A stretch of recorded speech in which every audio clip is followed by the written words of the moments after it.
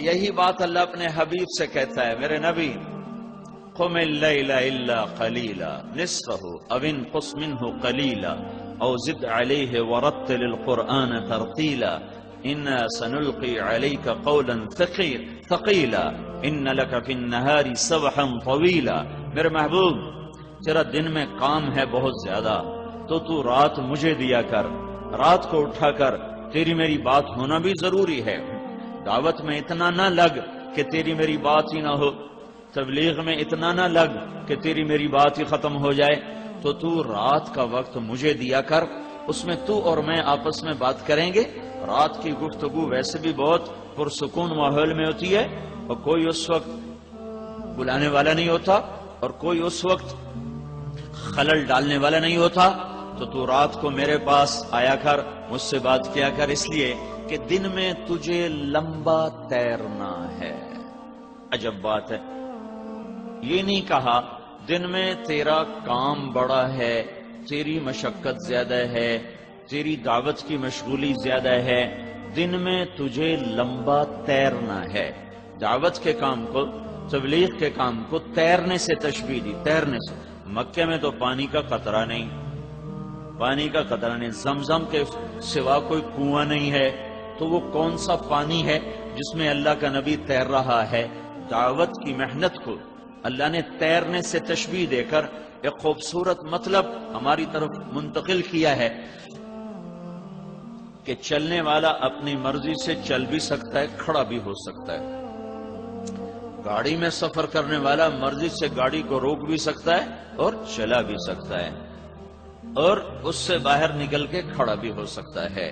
لیکن جو آدمی پانی میں اتر جاتا ہے، اس کی مرضی ختم ہو جاتی ہے، اس کے ذمہ ہر حال میں تیرنا ہے، جب تک دوسرا کنارہ نہ آ جائے وہ تیرنا چھوڑ نہیں سکتا کہ چلو میں تھوڑی دیر آرام کر لوں۔ اب اسے تیرنا ہے، اگر وہ رکنا چاہے گا پانی کا بہاؤ اسے کہاں سے کہاں لے جائے گا، اگر وہ ٹھہرنا چاہے گا تو موجیں اسے اپنے اندر سمیٹ کے لائیں گی، مچھلیاں اسے نوالا بنائیں گی، اسے ان طوفانی موجوں سے لڑنا ہے، ان تھپیڑوں میں سے اس نے اپنا راستہ بنانا ہے، اور دوسرے کنارے تک جب تک اس کا ہاتھ نہیں لگتا اب یہ آرام نہیں کر سکتا، اسے ہر حال میں مستقل ہاتھ پاؤں مارنے ہیں۔ ان لک فی النہار سبحا طویلا، طویلا طویلا۔ میرے نبی یہ نہیں جیسے ہم لوگ تقریر کی اور بیٹھ گئے، جمعے کے خطیب کی طرح تقریر کی اور بیٹھ گئے، مدرسے کے مدرس کی طرح سبق پڑھایا اور بیٹھ گئے، نہیں، یہ نہیں۔ فی النہار سبحا طویلا، تیرے لیے کوئی راحت نہیں ہے۔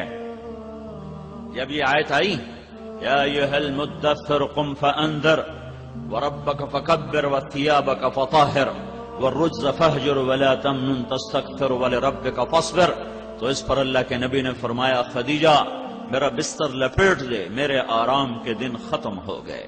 ان لک فی النہار سبحا طویلا، میرے آرام کے دن ختم ہو گئے۔ دوسرا کنارہ کب تک، دوسرا کنارہ کب آئے گا؟ دوسرا کنارہ ہے کیا؟ وَاعْبُدْ رَبَّكَ حَتَّى يَأْتِيَكَ الْيَقِينُ، اس وقت تک تو لگا رہے جب تک موت کا پیغام تیرے پاس نہیں آ جاتا۔ تو اللہ نے اپنے نبی سے بھی فرمایا کہ دن تو دے دعوت اور پھر لوگوں کے پیچھے، اور رات کو پھر مجھ سے بات کر، کہ اللہ سے بات کیے بغیر یہ کام ہو نہیں سکتا، کہ دل تو خالص اللہ کے قبضے میں ہے، اسے کون پھیر سکتا ہے اللہ کے بغیر، اسے کون بدل سکتا ہے اللہ کے بغیر۔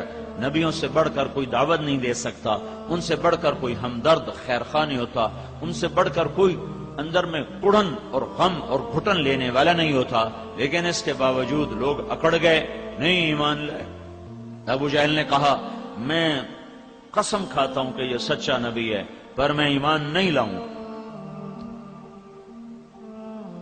محکم بن طفیل نے مسیلمہ کذاب سے کہا، یہ مسیلمہ کذاب کا سالار تھا، کہنے لگا مسیلمہ اللہ کی قسم تو جھوٹا ہے، لیکن ربیعہ کا جھوٹا مجھے مضر کے سچے سے زیادہ پیارا ہے۔ ربیعہ مسیلمہ کا قبیلہ، مضر ہمارے نبی کا قبیلہ، تو کہنے لگا واللہ انک لکذاب، اللہ کی قسم تو جھوٹا ہے، لیکن ربیعہ کا جھوٹا مجھے مضر کے سچے سے زیادہ محبوب ہے۔ تو اللہ تعالیٰ نے اپنے محبوب سے فرمایا تجھے دن میں بہت لمبا چلنا ہے، تیرے ذمے بہت بڑا کام ہے، لہذا دن میں تو لگا کر اسی میں بفرض نمازیں پڑھ لیا کر، لیکن رات تیری میرے لیے ہے، رات تیری میرے لیے ہے۔ میرے بھائیو 1.25 لاکھ انبیاء پس گئے،